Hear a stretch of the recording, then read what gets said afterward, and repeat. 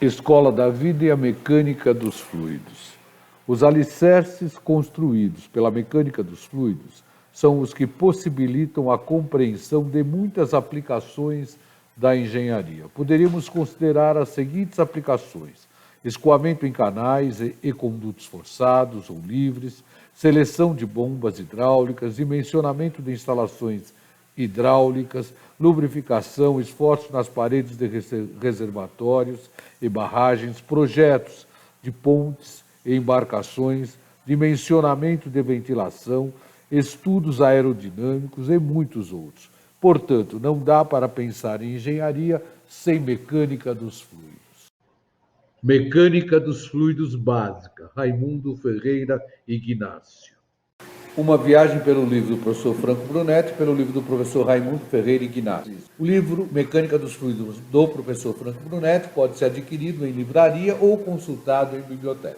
Já o livro do professor Raimundo Ferreira Ignácio está disponível gratuitamente na web, na página www.escoladavida.eng.br. Você entra na página e vai clicar na engenharia. E aí você tem duas opções, ou fenômeno de transporte para engenharia civil ou mecânica dos fluidos. Se você clicar em fenômeno de transporte para engenharia civil, automaticamente ao abrir a página você deve clicar em bibliografia básica e terá acesso ao material mencionado. Nova aplicação do Teorema dos Pis. Importante em projetos de instalações hidráulicas, mas vamos considerar trechos sem máquinas, com tubos de área constante. Fica mais fácil compreender os conceitos com os dados reais colhidos em bancada de laboratório. Seção 1, seção 2, seção 3. Quando eu pegar a seção 1 até a seção 2 e aplicar a equação da energia, se eu observar nesse trecho da minha bancada, a minha área é mantida constante, o meu comprimento é diferente de zero. Então vamos fazer a equação da energia. H1 igual a H2 mais a perda de 1 a 2. Para que nós possamos achar os Hs de qualquer parte, nós temos que determinar a cota Z, temos que determinar a pressão sobre gama, a carga de pressão, temos que determinar a carga cinética corrigida pelo coeficiente de Coriolis, ou seja, o alfa. Então, vamos brincar aqui.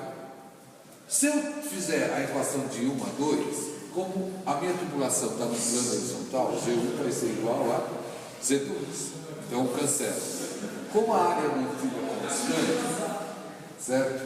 Eu vou poder achar a velocidade em 1 e achar a velocidade em 2 como sendo iguais. Mesma vazão, área constante, velocidade iguais, os alfas vão ser iguais, cancelo. Eu vou ficar com a perda de carga de 1 a 2 como sendo P1 menos P2 sobre gama.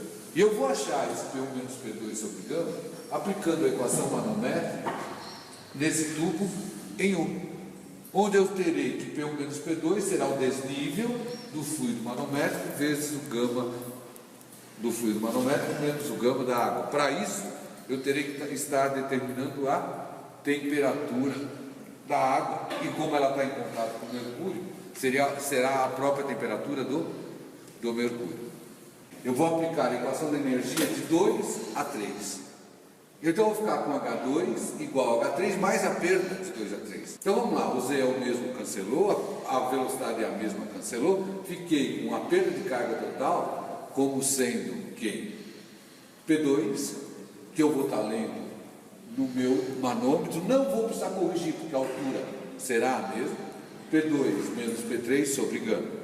Achei a perda de carga total. Essas vão ser as experiências que nós vamos realizar. Agora nós vamos ligar a bancada para coletarmos realmente os estou ligando a bancada e nós vamos determinar todos os resultados. Importante observar que para a leitura, essas válvulas têm que estar abertas e essa válvula tem que estar fechar, porque senão dá uma diferença muito grande. Olha, se eu abrir a válvula, dá uma olhada como o dedinho é muito menor do que o real. Então, observem, abertas e fechadas, certo? Então, vamos lá. Para ter, eu preciso desse desnível. Meu desnível aqui, no caso da vazão, seria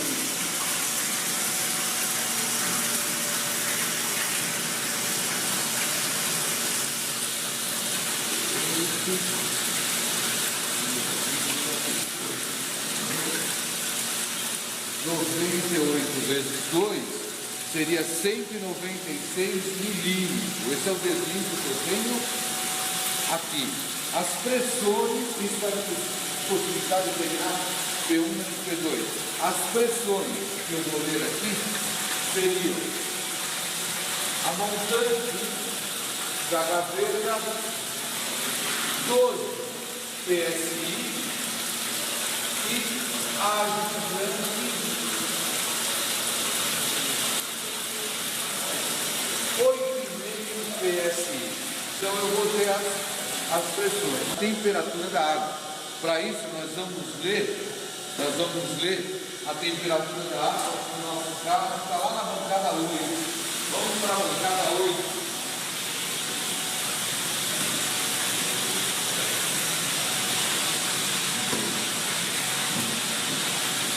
Vocês devem observar, olha, que o termofar está dentro do reservatório, então eu estou lendo realmente a temperatura da água. E como a água está em contato com o mercúrio, lá eles estão ambos a mesma temperatura. Na data de hoje, eu estou lendo aqui 69 graus Fahrenheit. Está entre os 68 e 70, a minha precisão aqui de então 69 graus Fahrenheit é o que eu tenho hoje com a temperatura da. No vídeo anterior, trabalhamos com a seção 1, 2 e 3. No vídeo também pôde-se observar que no trecho sem máquina e área constante, o fluido escoou da maior pressão para a menor pressão. E esta variação representa a perda de carga. Surge um novo questionamento. O que pode influenciar essa variação de pressão? O fluido vai influenciar na variação de pressão, então eu terei que considerar a sua massa específica e a sua viscosidade. A velocidade média do fluido também vai influenciar na variação de pressão, então eu tenho mais a velocidade como uma das variáveis que influenciam no fenômeno. Comprimento do tubo também influencia, então eu tenho o L, o comprimento. A rugosidade equivalente interna, que depende do material do tubo, também vai influenciar na variação de pressão. E, finalmente, o seu diâmetro hidráulico. Por que eu trabalho com o diâmetro hidráulico? Eu trabalho com o diâmetro hidráulico para generalizar o tipo de seção transversal, já que, quando eu trabalho com seção circular, o diâmetro hidráulico é o próprio diâmetro interno. Isso mesmo, e assim definimos a função característica do fenômeno. Agora é aplicar o teorema dos πs. Na função característica, estabelecemos as variáveis do fenômeno. No caso, a variação de pressão está dependendo da massa específica do fluido, da viscosidade do fluido, da velocidade média do escoamento do fluido, do comprimento da tubulação, da rugosidade interna da tubulação, do diâmetro hidráulico. Agora, vamos aplicar o teorema dos πs.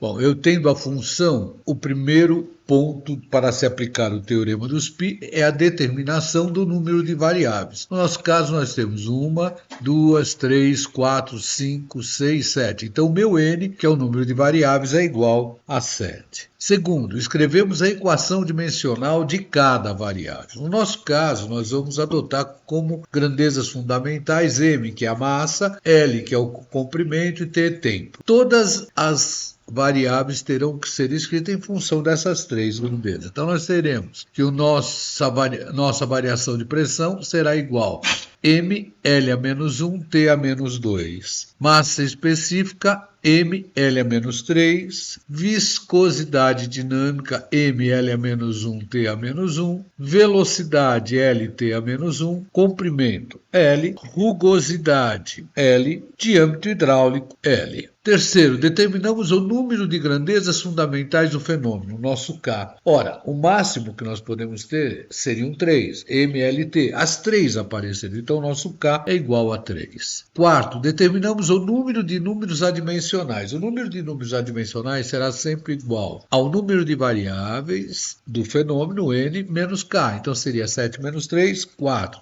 Significa que eu vou ter que escrever 4 números adimensionais. Π1, Π2, Π3 e Π4. Quinto, escolhemos a base dos adimensionais, que será sempre formada por K variáveis independentes, ou seja, aquelas que apresentam as equações dimensionais diferentes entre si de pelo menos uma grandeza fundamental. A base é comum aos adimensionais procurados, com exceção dos expoentes. No nosso caso, nós vamos adotar como base ρVd. No caso, esse D será o DH, o nosso diâmetro hidráulico. Sexto, escrevemos os adimensionais. Então, meu π será a nossa base, elevado ρ elevado a alfa 1, V elevado a alfa 2, D elevado a alfa 3, pego uma das grandezas, uma das variáveis que sobraram e multiplico. Vou multiplicar o π1 por ΔP. O meu π2 vai ser, a base é a mesma, multiplicado pela viscosidade, μ. O nosso π3 será multiplicado pelo comprimento L e o nosso π4 será multiplicado pela rugosidade ε. Achamos os expoentes substituindo todas as variáveis e também o adimensional por suas equações dimensionais. Isso possibilita trabalharmos com produtos de potências e igualdades de expoentes. Vejam. Eu vou ter, no caso do π1, ρ elevado a alfa 1, V elevado a alfa 2 vezes DH elevado a alfa 3 vezes ΔP. Eu vou ter, no lugar do π1, M a 0, L a 0, T a 0. No lugar do ρ, ML a menos 3, tudo isso elevado a alfa 1. No lugar do V, LT a menos 1 elevado a alfa 2 vezes L elevado a alfa 3. Olha, isso aqui vai se repetir em todos os adimensionais, só irá mudar a equação dimensional do número independente, da grandeza independente. Então nós teríamos agora, no mantenho base, somos expoentes. Eu vou ficar com M elevado a alfa 1 mais 1. L elevado a menos 3 alfa 1, mais alfa 2, mais alfa 3, menos 1. T elevado a menos alfa 2, menos 2. Para que essa igualdade seja verdadeira, eu vou ter que igualar os expoentes. Então eu vou ficar com 0 igual a alfa 1 mais 1. Já tiro que o meu alfa 1 é menos 1. Vou igualar agora. 0 igual menos alfa 2 menos 2. Já vou tirar que o meu alfa 2 é menos 2. Agora eu tenho alfa 1 e alfa 2, eu consigo achar o alfa 3. Então eu vou ficar com menos 3 vezes menos 1, mais menos 2, mais alfa 3 menos 1. Daqui eu tiro que o meu alfa 3 deu 0. Conhecido os 3 expoentes, eu volto e substituo no meu π1. Eu vou ficar nesse caso com π1 igual ρ elevado a menos 1, V elevado a menos 2, diâmetro hidráulico elevado a 0 vezes ΔP. Então eu vou tirar que o meu π1 vai ser ΔP sobre ρ vezes V ao quadrado. Voltando ao vídeo do laboratório, observamos que a perda era ΔP sobre gama. Portanto, o meu ΔP é igual a perda vezes gama. Então, se eu volto para o meu π1, eu vou escrever que π1 será perda vezes gama sobre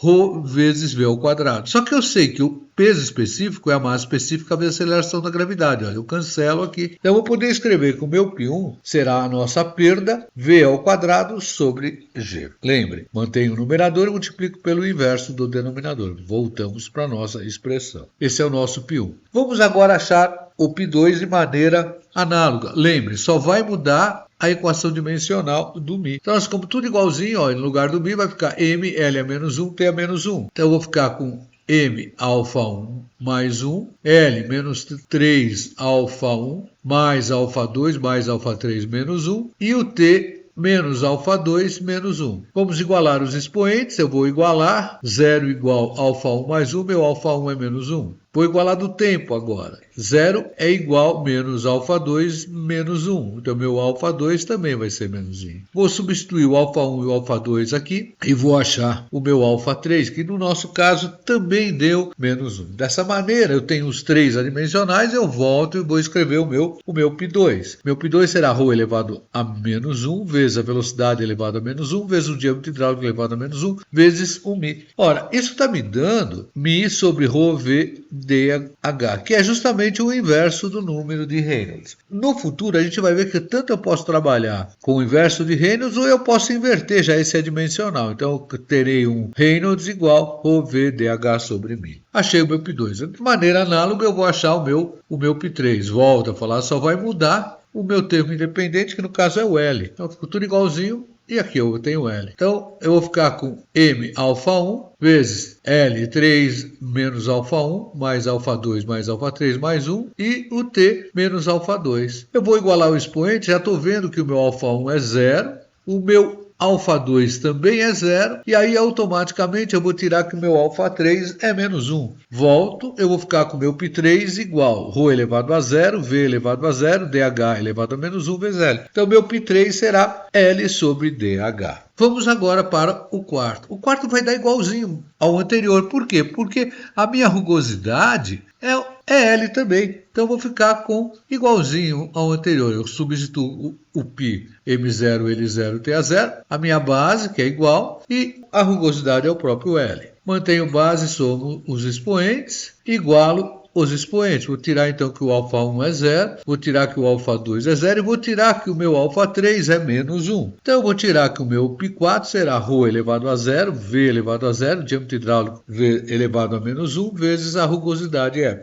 O meu π4 será ε sobre dH. Vale aqui uma observação. No futuro, quando eu for estudar as perdas, nós vamos trabalhar muito com dois diagramas. O diagrama de Moody, ele realmente trabalha com ε sobre dH. Agora, quando eu for trabalhar com o diagrama de House, o House pega ao contrário, porque ele considera que essa rugosidade é muito pequena e quando eu divido pelo dH vai me dar um número muito pequenininho. Voltaremos a esta conclusão no capítulo que estudaremos as perdas de carga, mas pelo momento temos que a perda sobre V ao quadrado sobre 2G é uma função do inverso de Reynolds, uma função de LDH e de ε sobre dH. Isso aqui eu vou acabar invertendo, vou trabalhar Reynolds, o LDH eu vou jogar para fora, isso aqui eu vou passar multiplicando e eu vou ficar com o fator em função de Reynolds em função ou de ε sobre dH ou dH sobre ε. Eu espero que vocês tenham entendido, mas essa é uma introdução para o nosso estudo de perda de carga que é fundamental para o desenvolvimento de projetos de instalações de bombeamento. Não esquecer que isso vale para estudo das perdas de carga em tubos de seção constante e onde se tem um escoamento incompressível e em regime permanente.